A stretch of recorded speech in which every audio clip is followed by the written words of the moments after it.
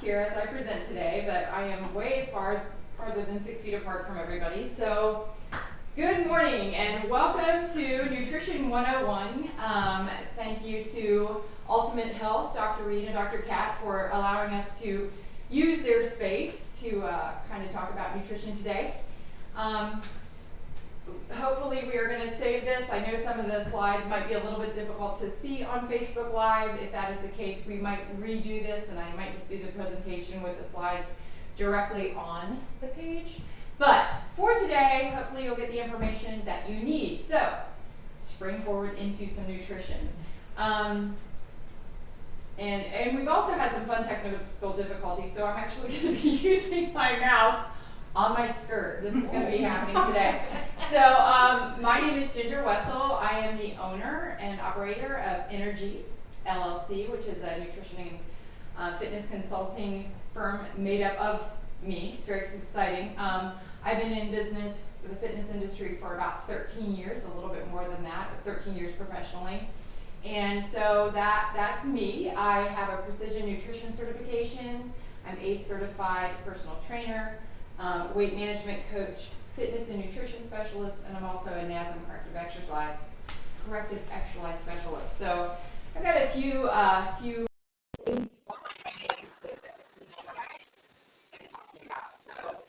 that's me. That's my professional. But the reason why I started into fitness and nutrition is because as a young person, I struggled with my weight. I was heavy. This is me. That's my sister. And you guys love it in the 80s here. We have gone past the 80s here.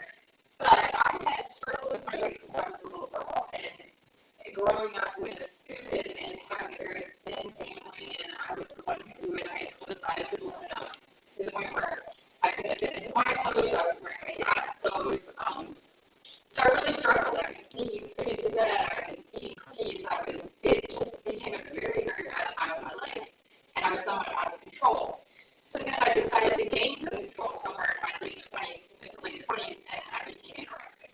So I've gone from a normal-sized person, normal-sized teenager, like what I am now, to overweight, and then took it to the other extreme of just not eating, or hiding what I ate, or if I ate, it was suckers or stuff that didn't have any nutritional value in it at all. But I tell you, I ate a lot of blow pops in those days because it took a long time to eat and it had very little calories. So, not recommending blow pops. I'm just saying that's where I went. And somewhere in my 30s, I decided, what have I done to my body? Like, what have I done? And I knew that I depleted my bones of nutrition. I knew I depleted myself of nutrition, and started to look into that, started to research, and started to go, wow, I probably did some damage, and I actually did some damage. There is some beginning of stages of osteopenia in my hips, which is from not eating for several years. So nutrition became something very passionate for me.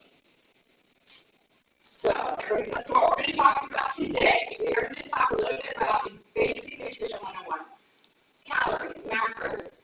Hopefully we'll take away some of the myths that we have.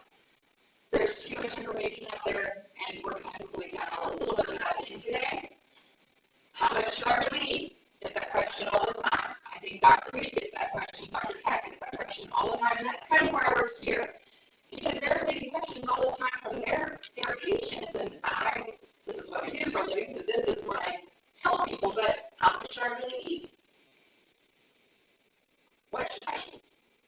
Oh, that's a loaded one, isn't it? How do I know what I eat? That's huge. And then at the end, we're going to talk about one of the big problems with eating that for you. So, what is a calorie?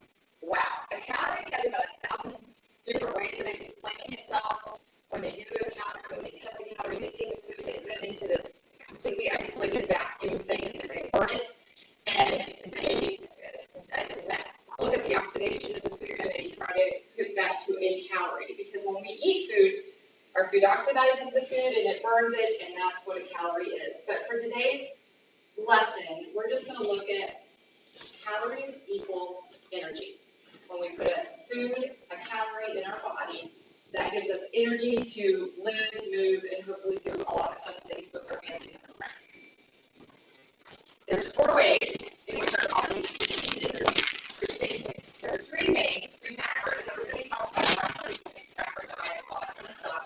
Well, macronutrients are basically this. They're your carbohydrates, they're your protein, and then your fats. And that's the biggest, those are the big calories that we receive. Micronutrients are your vitamins and your minerals. We don't go into all that because, you know, when I really get into the industry of nutrition, that's not what we're going to do today. But those are your three macronutrients. And alcohol is also something that has calories in it, and most of us partake at least a little bit, maybe not as long as you're down or a beer or whatever that might look like for you. So we are going to talk a little bit about alcohol today. So, carbohydrates. Oh, carbs are so bad. No, they're not. We're in trouble if we don't eat carbohydrates. So, a little bit about carbohydrates. There's 4 calories for each gram of a carbohydrate. This is an exact science, but this is what the majority of us go with. The body's preferred energy source. So when folks go on a low-carb diet or a keto diet, in the beginning they feel very, very exhausted and very, very tired because their energy source, that main place for them, is no longer there. It's no longer available. It is the foods that are included in a carbohydrate diet, or carbohydrates is fruits, vegetables, and grains. And about 45 to 65% of our daily calories should be coming from a carbohydrate source. Now, think vegetables and fruits, so don't panic on me yet, right? And then, you know, grains are also a large part of our diet and what we actually need to take. Then we talk about proteins. Proteins also have 4 calories per gram. They are the major structural component of all body tissue. So when we think about our hair, our nails, you know, our bones, our muscles, when we break down our muscle fibers, when we work out, if we're not eating good and healthy protein sources, and enough of those, then our body really can't replace what we've torn down in our workouts. And if you've worked out with me at any given time, you're torn down a little bit, and that is like a couple folks here. And we need to build those things back up. Foods include meat, poultry, fish, dairy, nuts and seeds, and I have this highlighted, legumes, casey, whey, sorry now. Nuts and seeds are really, they're considered a protein when you're looking at a diet from a vegan standpoint. When we're looking at a diet from a person who doesn't eat meats, it becomes a fat because the majority of calories in fat, like let's say peanut butter. Everybody sees peanut butter as a protein source. It really is. It is more calories coming from a fat than actually coming from a protein source when you multiply it out. So that would be considered a fat. However, if I'm a vegan or a vegetarian and I'm going to get some of my proteins in, I'm going to then look at nuts and seeds, and I'm going to look at legumes, and I'm going to look at sources from that way, and that will be more of a protein source than something else. So there is a little bit of a play in that. Anywhere from 10 to 35% of your diet should be coming from a protein source. Fats, 9 calories per gram. That's what I'm saying when something has more fat in it. It adds up in your calories higher. It provides your energy. It is energy storage, insulation, and it contours the body. It makes us look a little bit sassy, right? We all need a little bit of fat on our body. It doesn't look good if we don't have enough. Foods include oils. Here's our nuts and seeds again. Dairy, meats, cheese, and eggs. And we're really looking at the yolk of the egg, the yolk of the egg when we're looking at fats. When we're looking at the white, that is more of the protein source. So both together, an egg makes a nice little protein and fat combo. Believe it or not, 20 to 35% of our daily caloric intake should be coming from fat. So, alcohol. Alcohol really is a non-nutritive thing that we drink, you know, on the nice weekends or in the evenings. There is 7 calories per gram, and that's why I'm including in this, because when you drink alcohol, it has calories. It actually has something in there. We really don't need any of it. I say 0. I mean, this is not a diet recommended, you know, thing. It's just there, right? And it does slow your metabolism. So we remember the movie The Hangover, and we feel really sorry for these guys because they were just put through it, and they lost time, and they didn't know where they were at, and they had a rough time, right? So let's hope that's not us. But I've got about 3 slides here to talk about alcohol, and I won't beat it to death, but I will say this. Your body can't store alcohol. So it must metabolize it right away. So basically, it can impair the absorption of your vitamins and nutrients of the food that you're eating at the time. Maintaining blood sugar or glucose levels is a key function of a healthy metabolism, and drinking alcohol shoves it aside because it has to deal with that alcohol right away because it doesn't know how to process it. And even an occasional consumption can cause like dangerous drops in blood sugar. So if you're hypoglycemic or if you have diabetes or anything like that, you have to be very careful about drinking alcohol because it does really mess with your metabolism. It can cause weight gain, and that's just because it has to be metabolized first without, processing food. So most of the time, when we go out and we have a glass of wine, we're eating a nice meal, right? So we're eating something. Or if you're going out for happy hour, we have that nice bar food, right? So bar food is salty and right? And so then we kind of lose control about what we're eating. And I mean, if me, my big alcohol is a Michelob Ultra. I might want some nuts. I might want something snacky with that. You kind of do that, and you start to not pay attention to how much you're eating because you kind of, again, not like the hangover, but you lose yourself a little bit in it, right? So you might eat a little bit more because you're not paying attention and you're having a good time. So basically, drinking alcohol can, stop your metabolism, slow it down. Now that those of you on Facebook Live have stopped listening to me, Ginger, you don't want to know what I drank last night. I don't care. But what I want to say to you is this. It's fine to have a drink. In fact, sometimes a doctor will recommend a nice glass of red wine for folks that suffer with certain things. Great. It's not really that I'm not beating a dead horse, but I kind of am. But if you're really trying to lose those last 5 to 10 pounds and you're having a drink every week and you're, you know what I mean, or a drink every night, you're going to slow the process of weight loss down. So it might stop you from reaching your goals. So we want to look like the guy on the right, if you can actually, or I should say the guy on the left, if you can actually see that, his before and after, he's all nice and tight. Yeah, that's the goal, right? That's everybody's goal. Any questions about any of that so far? Makes sense? Basic stuff? Not killing you here? Okay, I don't want to make it too elementary, but that's kind of your basics. So this is where we're really at, right? How much am I supposed to eat, Ginger? How much? Okay, so if we look at this little guy, he's had a little bit too much, and if you can't read the bottom, it says, I've just had a little bit too much tuna today. It's just been too much. And then I think this is me. This is me and a bag of Sun Chips. I'm going to share that with you. Me and a bag of Sun Chips. I am face down. I'm totally out of it. Had too much, right? So how much am I supposed to eat? A little bit of tuna, a lot? I love Sun Chips, so I say that. But really, Sun Chips aren't the greatest thing for you. So this little guy, he's talking about, I hope, and I'm not going to be able to read it because it's blurry for me. So he's just basically saying, I hope my calories are burning as I'm sitting here because I've eaten a lot of food, and I hope this is working for me. And we're not sure if it's working for him or not. So how much should you eat? So right now we're going to go into energy balance. We know what foods are. We know that carbohydrates, proteins, fats, yes, alcohol, but those 3 things are our macronutrients, and those are the things that bring our body energy. Well, what do we do with that energy? We got to do something with it. It's got to go somewhere, right? So energy balance is basically the complex interplay between the fuel we consume and the energy we exert. Calories in, calories out. Calories equal energy. I eat food. I'm going to do something because I have energy now to actually do something with those calories that I ate.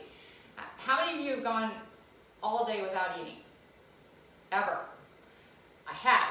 There's nothing. Nobody wants to be around me on those days. I'm tired. I'm exhausted by the time I end the end of the night. And I've only done that for probably fasting for religious reasons or things like that. But you're done by the end of the night, right? You've got nothing left. And so there's no energy to let you keep on going.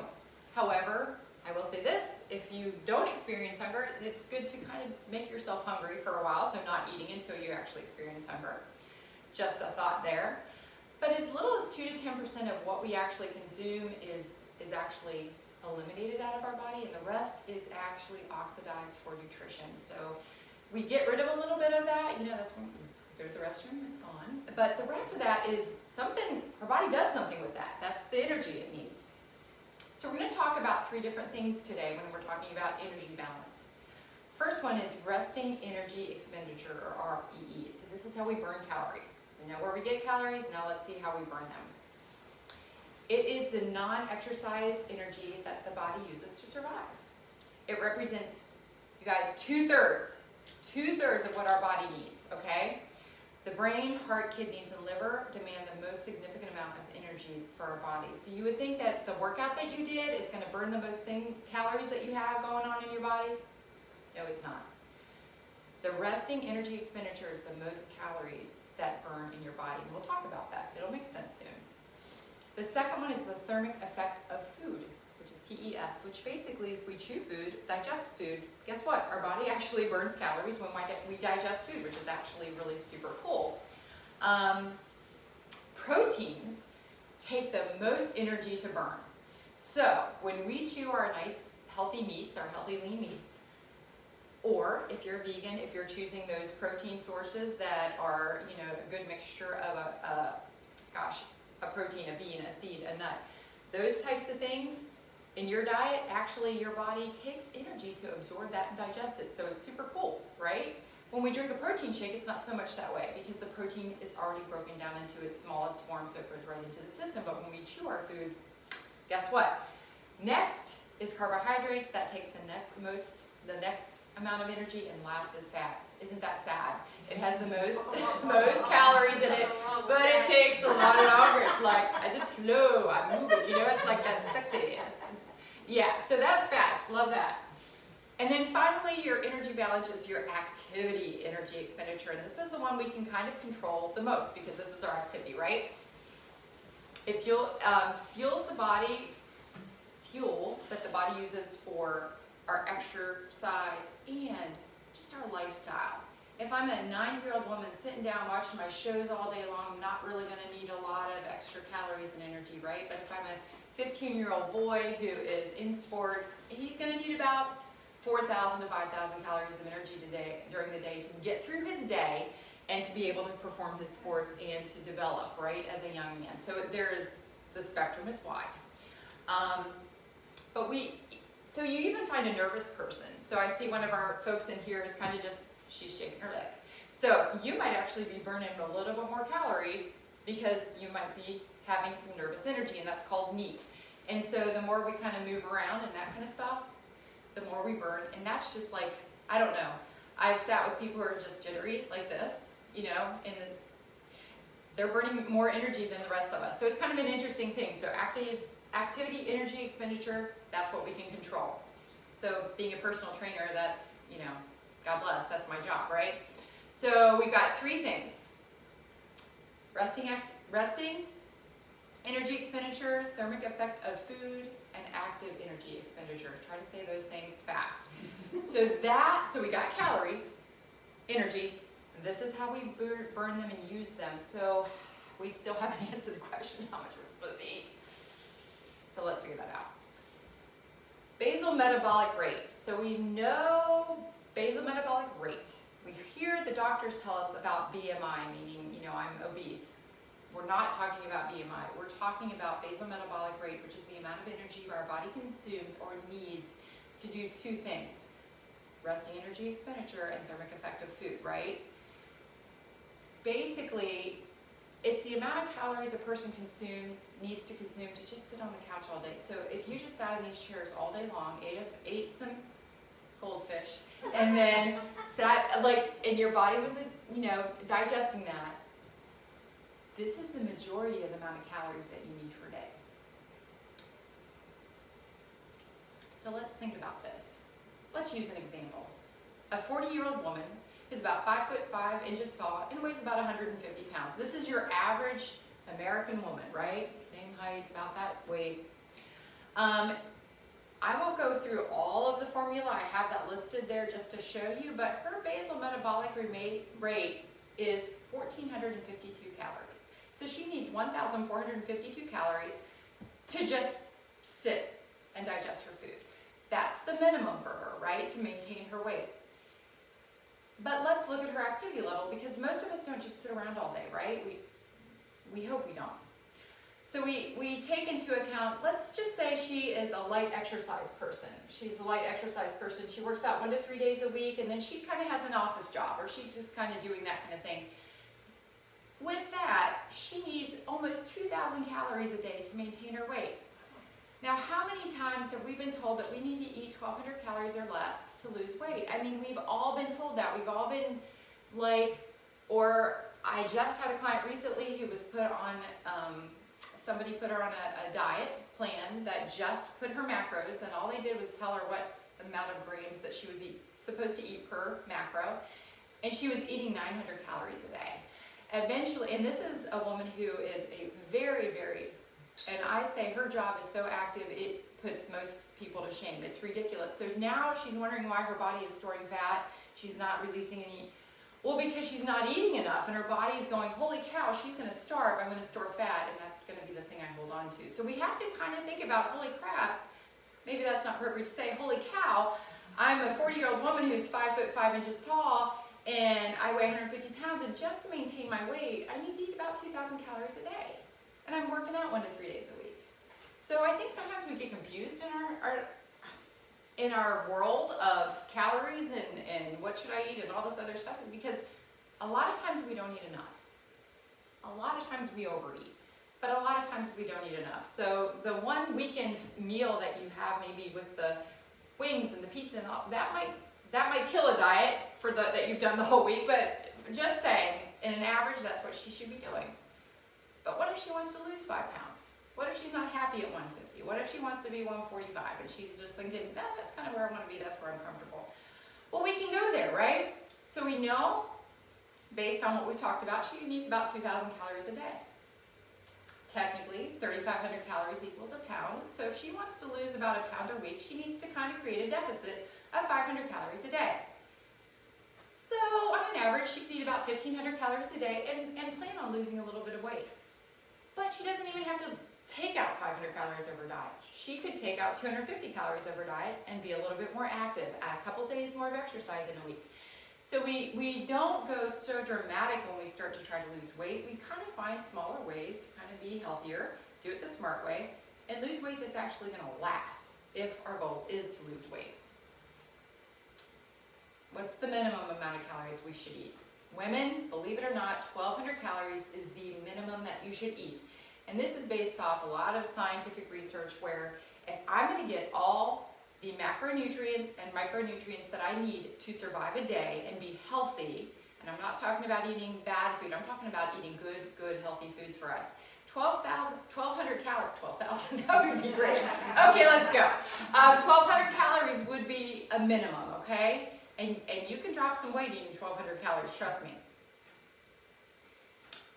Most average women that I work with can lose weight and a good amount of weight eating 1,400 to 1,600 calories a day. So 15 would be kind of that place. And that's just, and again, everybody's different. And when I sit down and talk with people about their diet plans, we obviously go with what is going on in their life. And we also go with any health and any medicines and all that kind of stuff that we're on. Men, believe it or not, should never go below 1,600 calories a day. Dr. Reed, have you ever eaten less than 1,600 calories in one day? When I didn't know so much about nutrition, yes, I made that mistake. Yeah, and you would be hungry, right? Absolutely. And not feel great. Okay, so most average men could eat about 1,800 calories a day and lose weight, but they don't really want to go below 1,600 calories a day for the same reasoning, right? Now, as I was doing this and practicing and all this other stuff, I thought about the guy. There was 2 different gentlemen who made documentaries. One was the guy who ate at McDonald's and he ate all the bad food. He ate all the bad food and he put on all this weight and his cholesterol and all this other stuff went just out of control. There was another gentleman who wanted to refute him. So what he did was he ate at McDonald's for every meal. But he limited his calories to 1,800 calories a day. He ate the salads and the yogurts and the different choices that they have on their menu that was healthier, and he added walking. He lost a lot of weight. His blood pressure and his cholesterol went down. So it kind of tickles me. You can take the same, my excuse is, Ginger, I have to eat fast food all the time. Well, there's choices in fast food that can, and I like the man that his literally set goal was 1,800 calories a day, and that's how he lost weight. So that just kind of reminded me of that when I was going through my slides. There are health risks. There are a great deal of health risks, though, from not eating enough. And, or not getting enough nutrition in your body. I mean, we could eat Doritos all day long, and that's really not going to give us the nutrition elements that we need to be healthy, and you'll feel that, right? But if we're not eating enough, we are going to suffer from malnutrition, dehydration. We're going to have electrolyte imbalances. We're going to feel off kilter. You're going to have muscle atrophy. Your muscles are going to get smaller. You're going to reduce neuromuscular function. You're going to have chronic fatigue syndrome if you go long enough. Hypotension, hypoglycemia, anemia, osteoporosis. So osteoporosis, hey, guess what? For me, in my 20s, not eating for several years, there it is. If you take a nice little MRI of my hips, there's the osteopenia. So how can I fix that? I can exercise, and I can put resistance against my bones, and I can start eating healthier. And that's what happened in my 30s. I was just like, I gotta do better. Any questions so far? I'm sure we might be getting some on Facebook, and if we are, I'll address some of those later on my stream, and Dr. Reed will share some with me at the end. We good? I know, I really make a lot of sense, right? Okay, so what should I eat? What should I eat, Ginger? Okay, so this is the bigger challenge, right? Okay, so I kind of know about how many calories I should eat during the day. Okay, I got that, Ginger. And we can work that out for you if you need to know personally. But what should I eat?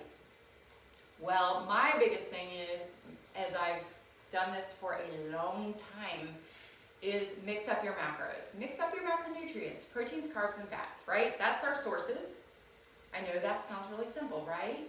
That's like, well, don't worry, we're going there. Choose a healthy mix. And I say a healthy mix of protein, carbs, and fats. So I like to go with the 80-20 rule. 80% of the time, try to eat whole and fresh and healthy foods. And we're going to go into those details.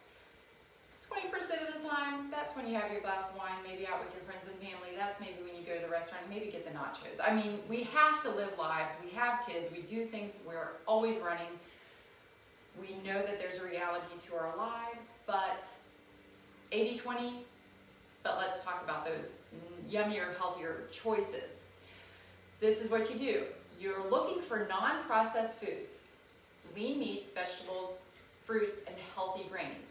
So, we're going to talk about reading labels here pretty soon, but we want to look at the most nutritive foods for the least amount of calories that we can get.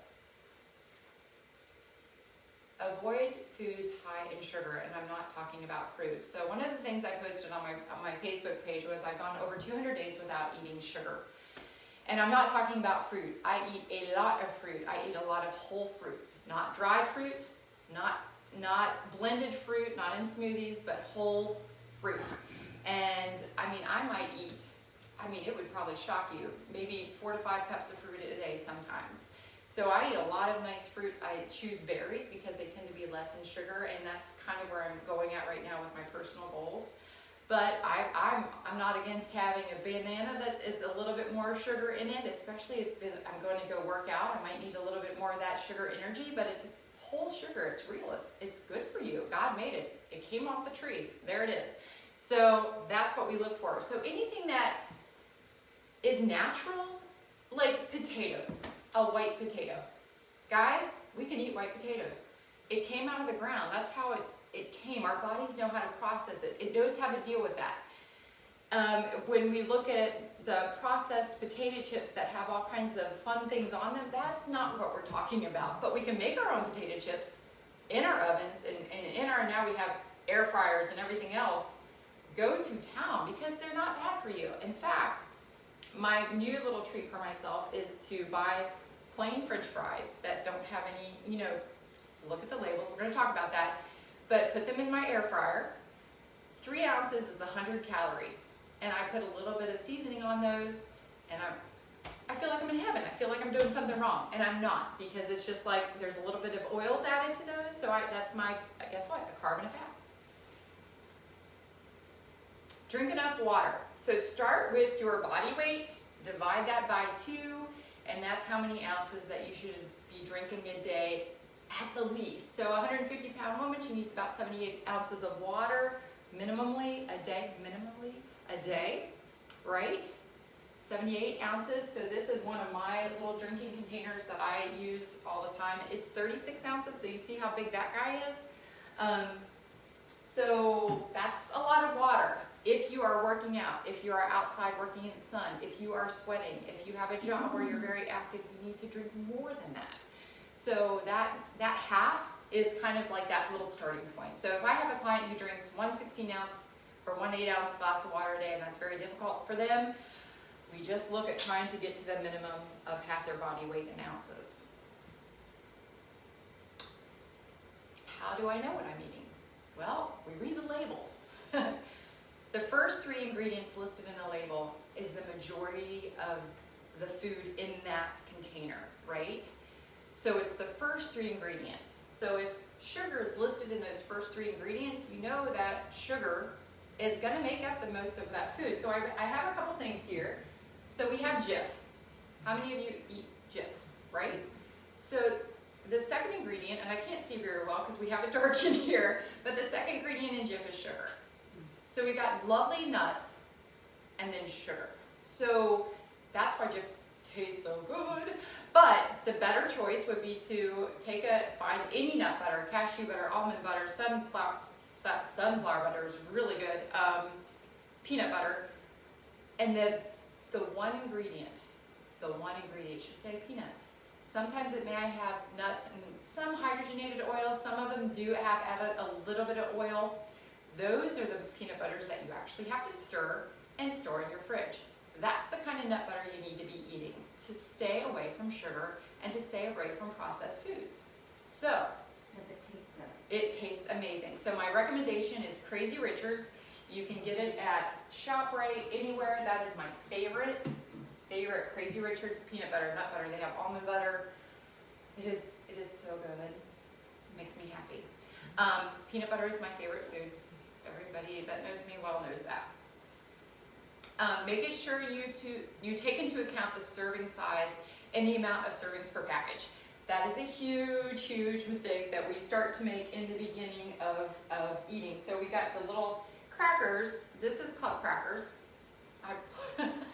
My husband was laughing at me because I'm like in his cabinet going, okay, can I take this? Can I take this? He's like, thanks, Ginge. What are you going to do? Tell everybody that this is what I eat? Actually, I will tell you something about my husband, but the serving size, there's 25 crackers in a container, and there's 25 servings in this whole container. There's 4 crackers per serving, and in 4 crackers there's 70 calories, but we don't just pull 4 crackers out of any, at least I never have. I haven't. 4 club crackers aren't going to do it. I mean, they're this big, right? So that's not going to do anything for me. So just look at your serving sizes, okay, so that you know what you're taking in. I like to use an app on my phone. So even if I'm at the grocery store and I'm in those outside aisles and I don't know how many calories is in this fruit or this vegetable or this amount of nuts, that I'm in the Whole Foods aisle and I've got all these nuts and seeds to choose from. Well, what should I be getting and what's the nutrition level on those? I personally use MyNet Diary, MyNet Diary. MyFitnessPal is free. A lot of folks use that, but MyNet Diary you actually have to pay for. But there's all kinds of apps out there, and you find the one that's good for you.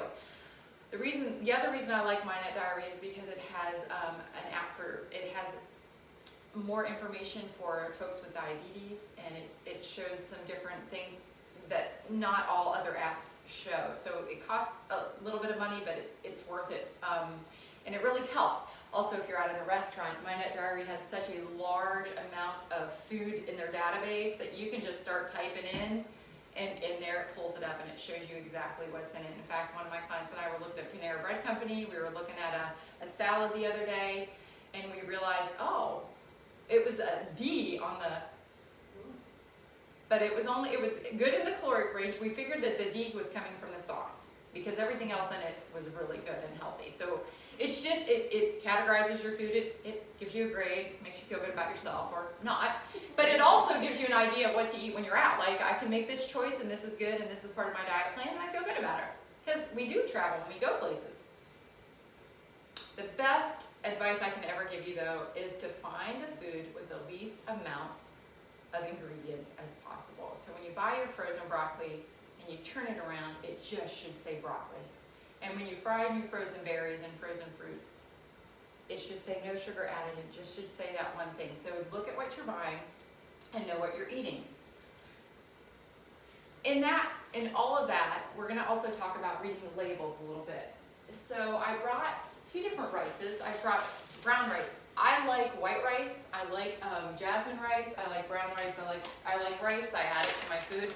But I have like a little bit of a processed guide. So brown rice, the ingredients in this is rice. There you go. That's in there. Okay, so this one has a little bit of flavor, seasonings in it. It has got a few more extras in it. It has some added oils in it because of the way it's cooked. But it's still not too bad, right? But the difference between something that's raw, that I'm going to cook myself, and something that's kind of has a little bit of process to it, you can make a choice based on that, based on what you want and what your time. If I'm traveling and I need some rice, this is where I'm going to go because I'm not going to have a way to cook it. I'm just going to add for my oils that's going to be my fat. Does that make sense? Yeah. Okay. The other thing I have to compare, and I love this because I really can't see without my glasses, and even if I put them on, I couldn't see in here with the darkness. So this is a processed Idaho potato. You put this in the microwave and you put water in it and you cook it, right? This has a lot of ingredients in it. This is a sliced white potato with no sugar. Guess what? It says potato. Even in a can, this is just a potato. And this is one of the things I like to do. If I'm on the fly and don't have a chance to get to other things, I'll throw this into my either the oven, or I'll put it in a pan and do a little bit of olive oil cooking spray and saute it without just some seasoning. Really good source of carbohydrates for me, especially post-workout. That's a lot better than this choice. Just saying choices, right? Even a canned mushroom, like I like fresh mushrooms. I like to cook with fresh mushrooms, but this doesn't have anything else in it. So if you needed a little mushroom and stuff and you didn't have time to get to fresh, or the fresh looked really bad at the grocery store, because there are those times when it does, drain this out and put this in some of your food. It's not bad. Hey Ginger. Yeah. Some of those cans, I know, what does it say? Is that in water, or is that, yes, some of them are marinated? So yes, it's something to watch out for. And that's what you have to watch out for too. Thank you. Okay. Both of these are in water. Everything I have is in water. That's here because that's at my house. Even a bean, like say you're going to do a kidney bean or a black bean, and it has that goo stuff in it. When I pour those out, I normally drain and rinse, and then that takes some of the sodium off of it, but still that's not really added stuff. But if you looked at a baked bean, it's going to have all kinds of added extras in it, and it's going to, you do have to read the label for that. And it's the same thing with frozen food. Sometimes you have those beautiful mixes of frozen vegetables, but they have sauces and all kinds of stuff in there to make them taste better. It's your choice, but definitely read the labels, and that's where when you're looking at an ingredient or a can or whatever, you want it the least amount of ingredients that you can have, so you're getting the 1 to 2 items that you're trying to eat in that food. I put on there, and these are a little fun to read, but you know, the baked Ruffles, that you would think that was a better choice than the Doritos, which I'm not saying that Doritos are the best choice, but there's a lot more interesting ingredients in this baked Ruffle than there is in the Dorito, as far as some weird oil, sugars and processed things.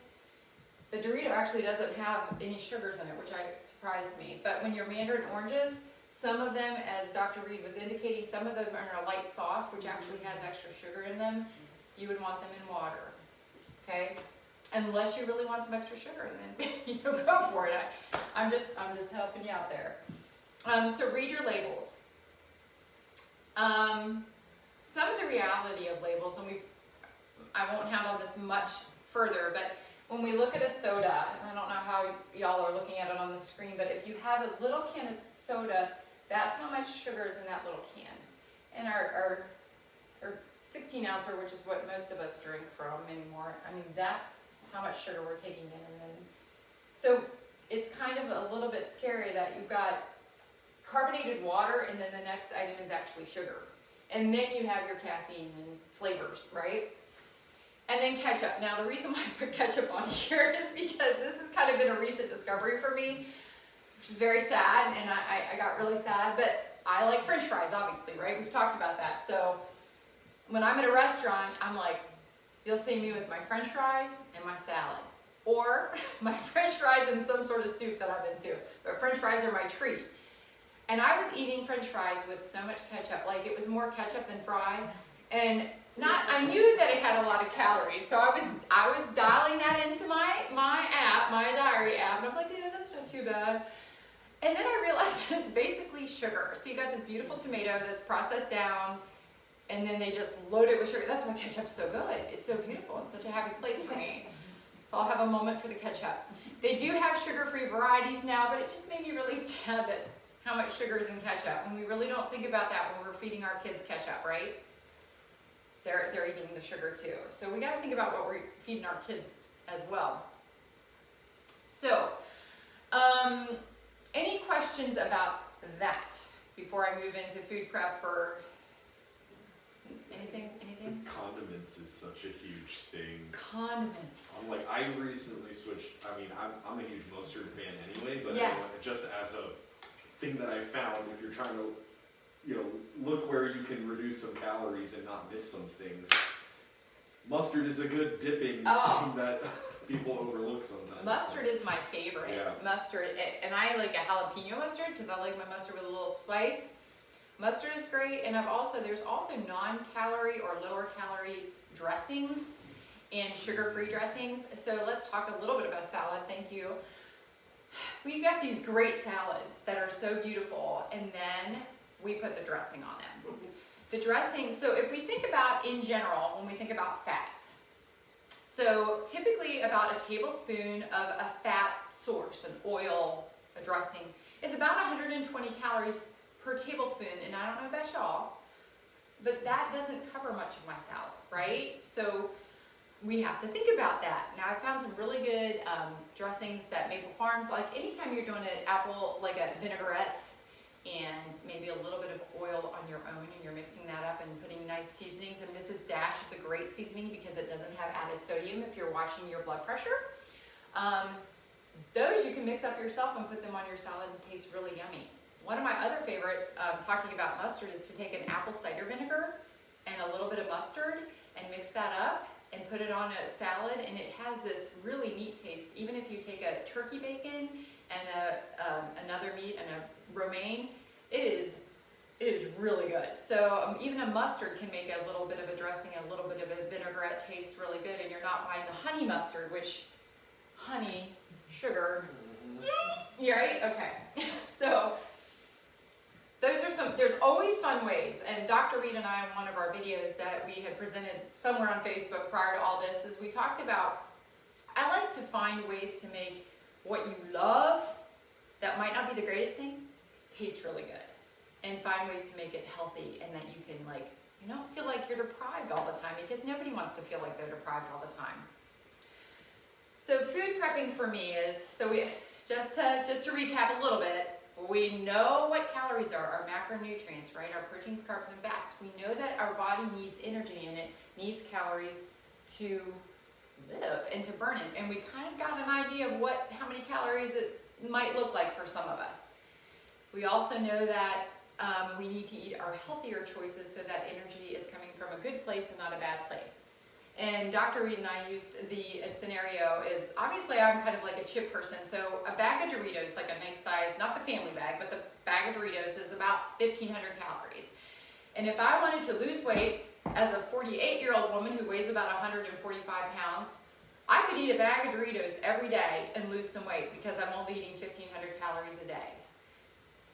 But I'm not going to perform. When I go to the gym, it's not going to be pretty. My muscles are not going to develop at all. I'm going to have some carbohydrates and fat, but really there's no protein involved in that. I could lose weight, but it's not going to look pretty. Or I can eat 1,500 calories of a really yummy healthy food, which is a lot of food. 1,500 calories when you're eating healthy, it's a really good amount of food.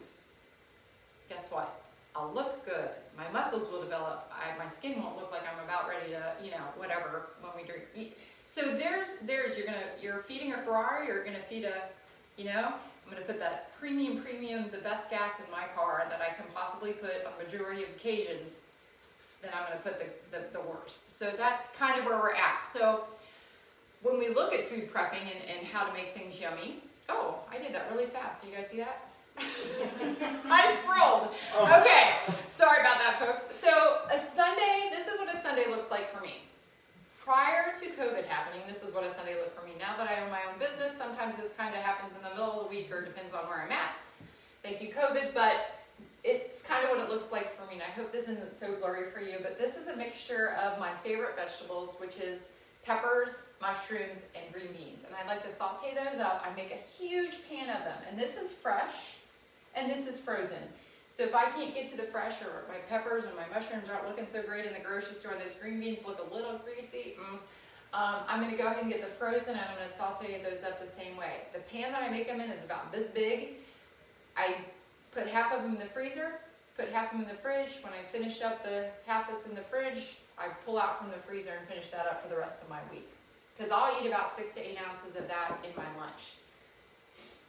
My breakfasts. This is literally what I ate this morning, which was a cup of egg whites with 1 egg. And that is oatmeal with berries in it. So half a cup of oatmeal, measured dry, cooked.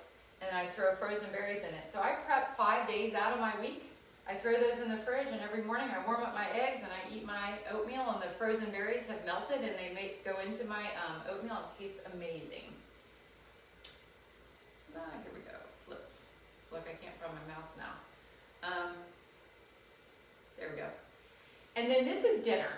So talking about salads. So what I do with my salads is I like romaine, arugula, and spinach. Those are my favorites, and spinach is a muscle builder. Actually, spinach, mushrooms, and sweet potatoes all help to develop your muscles. Just some vegetables that actually help you, and since I'm a bodybuilder, I try to eat those. So anyway, I will take that salad and I will cut them up and I will put them in those bowls, and that's about 10 ounces of salad. That's a lot of salad. I don't clean them yet, because if you put water on them and clean them as you make them, they're gonna go bad. I put them in the bowls. When I get ready to eat my salad, I take that out, then I can put it in my salad spinner, rinse all the stuff off, and then put it into my salad. So this salad right there is that much lettuce, a cup of salsa that has no sugar in it. It's just your basic salsa, which Pace and Chili's both have a really great salsa. 2 to 3 ounces of guacamole. Holy guacamole is one of my favorites. And 6 ounces of protein. That salad right there is a bowl about this big. My husband laughs at me because I sit it down and I eat for a while. It's about 550 calories, and it will take me some time to eat. And there is everything in it that you need. Fats, carbohydrates, veggies, protein, and I'm good to go. And I'm also, my stomach is like fiber happy, and the next morning it's also fiber happy, so we're good to go. But that's kind of a day in the life of me. And that's what I food prep on Sundays. But I also wanted you to look at what can like a healthy, non-processed lunch look like too, because sometimes I don't just eat those. So those vegetables that you saw me prep, this right here is chicken and vegetables. This is my white potato that I was telling you about. I did this one day. And I had sauteed those up and put some seasoning on them. And this is about 6 ounces of strawberries. And that total calories is, I believe, 400 calories for my lunch. And that is a lot of food. And it took me a while to eat it, and it was lovely. This one is the same thing, but with a baked sweet potato. It's about 440 calories. I'm, again, getting all of my foods, all my macronutrients that I need. And then this day, I was not really in the mood to have my vegetable mix, and I thought, I just kind of wanted a snack. So I grabbed about 5 ounces of carrots and oranges and pickles. Pickles are great. I love pickles, and I had grilled chicken there. And all of that, which took me a while to eat, was like 315 calories. So I may have probably been a little bit hungry later on in the afternoon. I might have needed a snack after that one because it wasn't that many calories for me, but that's kind of what a lunch looks like for me. And I sit down and eat and work on my computer, and it's all the foods, and it's yummy. And I actually got those, I got those strawberries at Sprouts, because Sprouts has some really nice vegetables, and they have sometimes some really great deals on vegetables that you might not think of. Not necessarily like that. I think I got a 5-ounce container for $3. It was insane. It was just lovely, and they were really good. So just shop the vegetables and shop your fruits and see what's out there and see what's fresh. I do a lot of frozen fruits when they're not in season. I like to buy them fresh when they're in season, but I go through so many blueberries that I continue to buy those frozen because I can't afford to buy the amount of blueberries that I eat, which is really sad. So manipulation of food and manipulation of what your body looks like. So I put this up here because in 2014 I started bodybuilding and I started competing. And why I put this up here is not just to show, hey, this is me, but it really is what's fun about chemically changing the food you eat and eating healthier and healthier and healthier and working out and developing your body over time. So I had been a personal trainer for years and worked out for years, but I did a lot of cardio, and so I stopped some of the cardio and started doing weightlifting. But that was 2014 when I started to get into it. Not that you can see this picture that great, but in 3 years I developed that much more, but it was 3 years. It wasn't a year. It wasn't a day. It was years. And then in 2018, I competed again in figure, which was even more development and less body fat. And now I'm getting ready to compete in August of this year. So I will be dialing in my diet even sooner, but it's fun because this is one of the reasons why I put this up there as well, is because I know how to get somebody to eat to change the way their body looks and to change what they want. I mean, if you want to get a little summer body and actually see your abs in the summer, it takes a lot, but it can be done, and I know how to do it. But if you just want to lose a few pounds, there's ways to do that. It's not overwhelming. It's easier than what you think. Fad diets, things like that, they're all out there. Keto diets. I'm going to go on a low carb diet. I'm going to go on a fasting diet or an intermittent fasting diet. And what I like to do when I sit down with a client is say, what works for you? What have you been doing? What do you need to change? Not, we're going to try some fad thing that might or might not work for you. Intermittent fasting doesn't work for a lot of older women. I'm going to tell you that right now. As a 48-year-old woman, it doesn't really work for me. I can do it. It doesn't really do much for me. If I was a 25-year-old guy doing intermittent fasting, I'm going to make some changes and it's going to look different. Health-wise, intermittent fasting does some great things for people.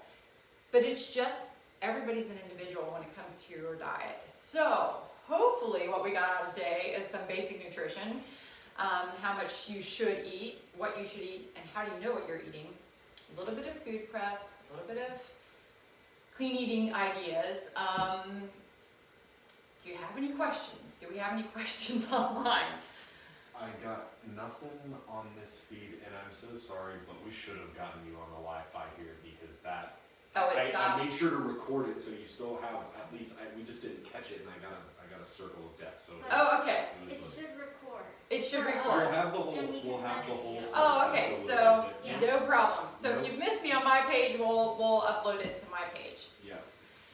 Any questions in here? I mean, there's a lot of material. If a person's, I mean, I'm not a diabetic, but if a person is a diabetic, they obviously can't have sugar. Right. But they want some sweetness. Mhm. So how bad are these, I'm gonna call them foreign sweeteners, like the Sweet and Lows and the Equals and things like that?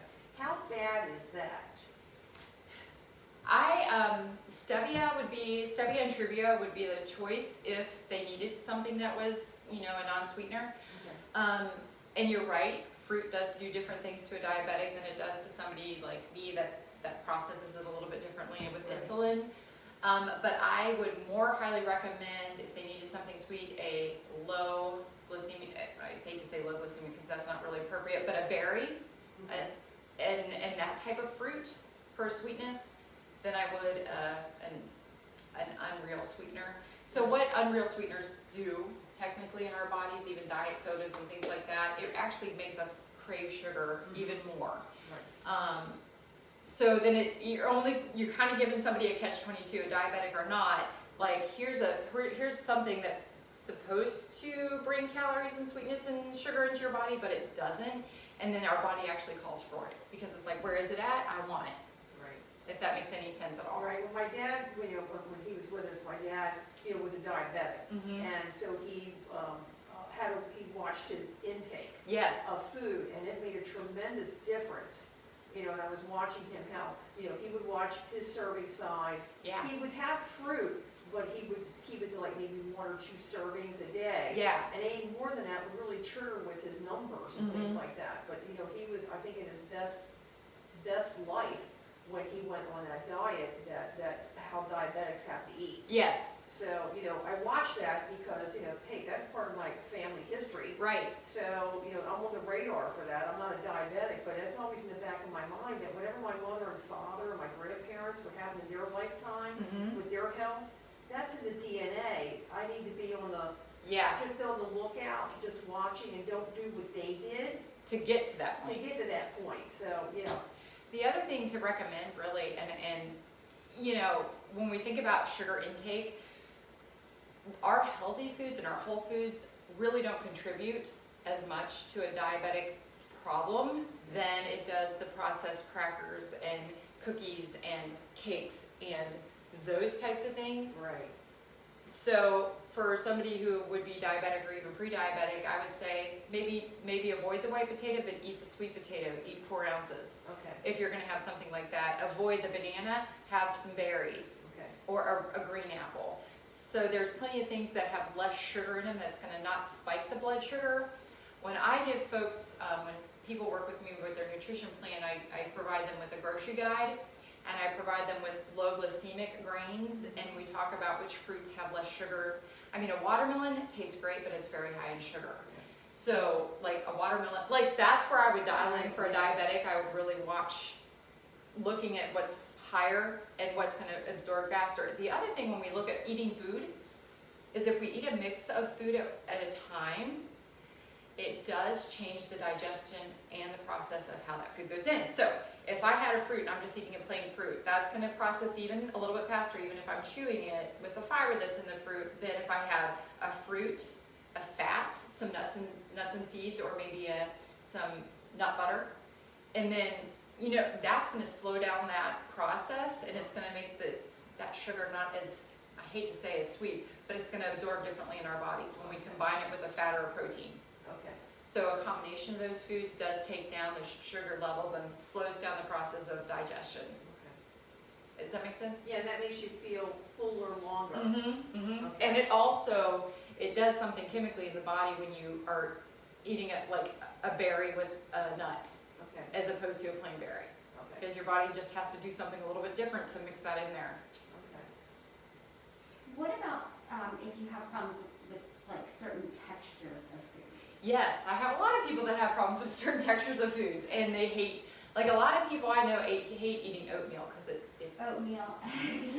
Yeah, eggs, oatmeal, everything that I love. A lot of things that are good for you, a lot of times the textures of them don't. And a lot of kids nowadays have really a lot of texture issues. Yeah, kids especially. And, it always fascinates me. There's macaroni and cheese is okay, right? But yeah, there is a thing, some people don't. If I get an apple that is mealy, I'm going to throw that apple away because that is just disgusting to me, right? So I understand what you're saying. So I would work one-on-one, and we would look at a variety of different foods. What else? What in place of this? My sister loves cream of wheat and cream of rice. I think it's the most disgusting thing on the planet Earth, but I could eat 10 pounds of oatmeal. So we just kind of work around different things. I have people that hate vegetables. I mean, okay, so one's here with us. So what else can we eat? So we gotta find out what works for us. So that's what I do. I kind of okay, so what's out there? Let's try some different things. If we don't like that, let's try something else. And some things you just don't have to eat.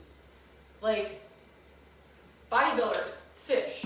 I hate fish. I am not going to eat fish. You can't force it on me, and I won't. I mean, that tuna is my husband's tuna. I don't like it. So I'm going to find something else to get protein in my diet because there's no way I'm going to eat a fish.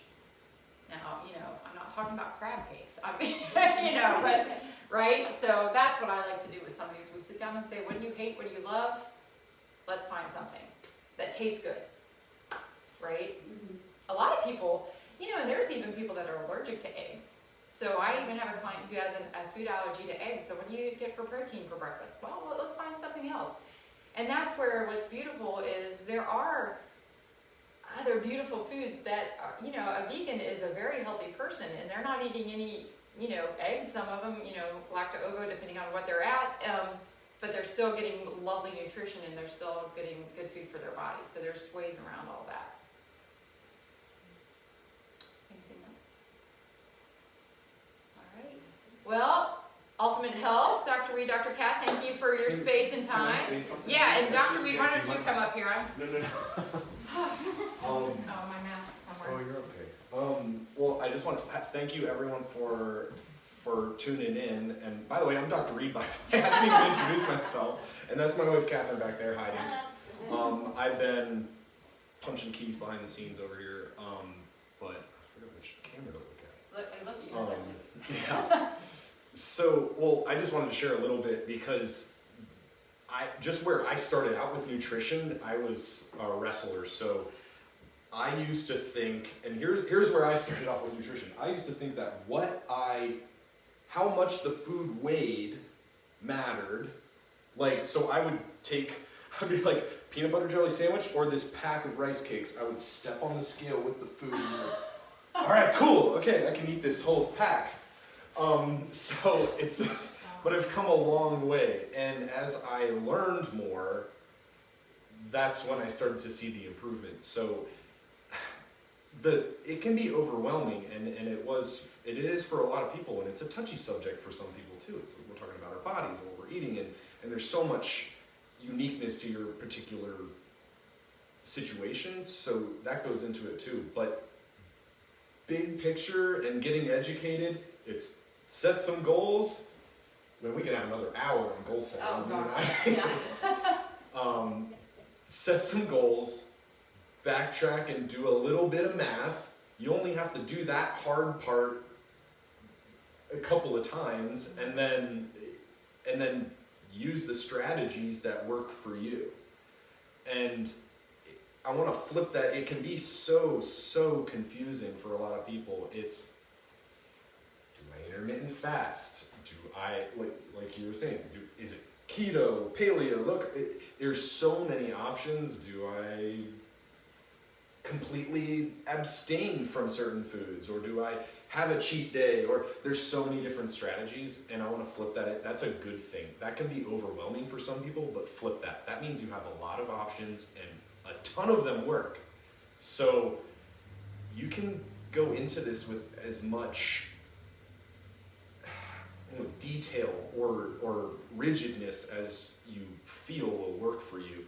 The point is, pick something that will work for a long time, and that makes you feel good. Mm-hmm. So use whatever strategies work for you that will work for the longest amount of time, because then it won't make your nutrition so seemingly so hard, and it is for some people. So again, thank you for coming. Thanks for tuning in, and come on up here and let us thank you. Thank you, Jean. Reach out to me. I do have a Facebook page, InnerG, or you can reach out to my personal page. And if you want to set up a time to meet and talk about your nutrition, I'm certainly more than willing to do that. That's what I do. So thank you very much. Have a great Saturday. So did I completely die on this?